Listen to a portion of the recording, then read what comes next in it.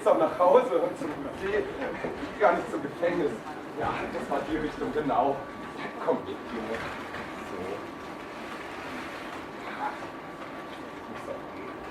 So. Alles gut, Mensch. Komm hoch.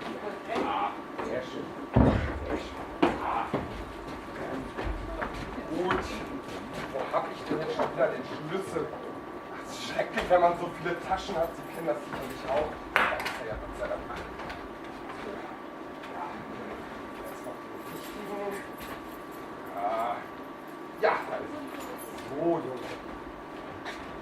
So. Jetzt mit dir ins Gefängnis. Ja. Ja, genau. Alles hochqualitative Werkkunst. Ja, das ist deutsche Handwerksarbeit. Ja, genau.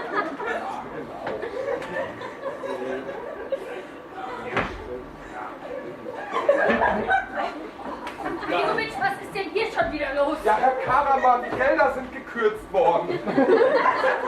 Sie kennen das doch hier, Wirtschaftskrise und so. Ich bin ja froh, dass ich noch Gehalt kriege. So wird es schon halten, wenn der Junge stillhält. Man kann nur hoffen, man kann nur hoffen. Also gut, Junge. Der Bürgermeister hat ja bereits angerufen und du bleibst hier drin, bis er sagt, ich lass dich raus. Um Punkt 12 bringe ich dir etwas zu essen vorbei und bis dahin musst du keine Angst haben. Ich hab doch keine Angst. Ach, den ganzen Tag allein in so einem Gefängnis. Da kommt die Angst relativ schnell. Du wirst sehen. So.